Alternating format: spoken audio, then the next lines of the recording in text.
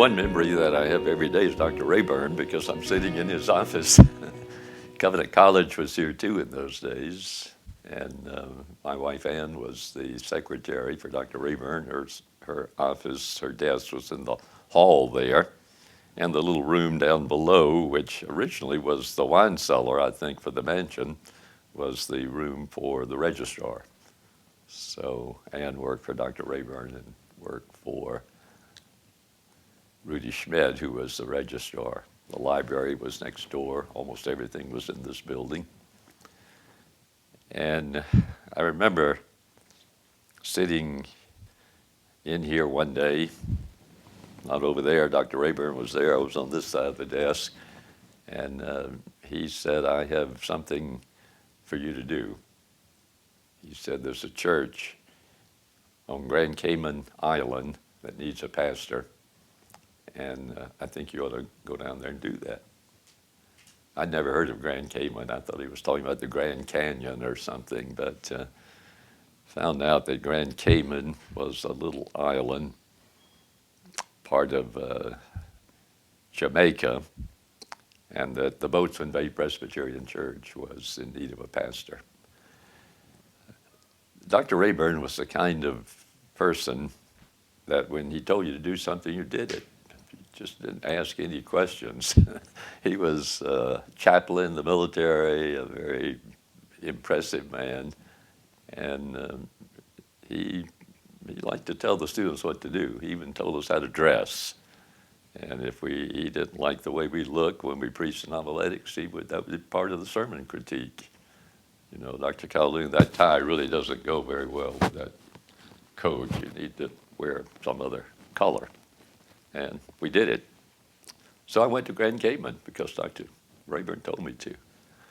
And that opened up a wonderful ministry in the West Indies. Later in Jamaica, I was principal of Jamaica Bible College and still have associations down in the islands with Christians, and so much of my life revolves around what happened the day I sat in this office and talked to Dr. Rayburn. I did then years later see Dr. Rayburn. I had not been back to Covenant for a good many years. It was in the Second General Assembly of the Presbyterian Church in America, meeting in Macon, Georgia. And I saw Dr. Rayburn there. That was before the joining and receiving, so he was part of the RPCES, a visiting brother. And Rayburn sat with me one night and said, "What are you doing now?" So I told him, and we kind of caught up. He said, "Well, you know what? It's time for you to come back to Covenant. I've always thought you should teach at Covenant, so it's time for you to do that." So I came back to Covenant. And I would say that Rayburn was a tremendous influence on me. Laird Harris was too. I did a THM in Old Testament after I did my, it used to be called BD, Bachelor of Divinity.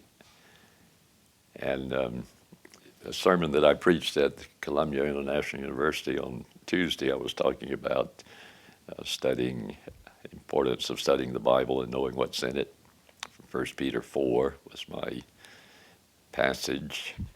Whoever speaks, let him speak the very words of God, let him speak the oracles of God. And I said I had an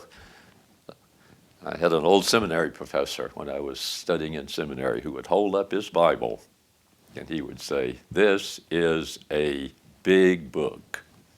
And that was his way of saying we had to work hard. So I used that story about Laird Harris when I was preaching that sermon a couple days ago.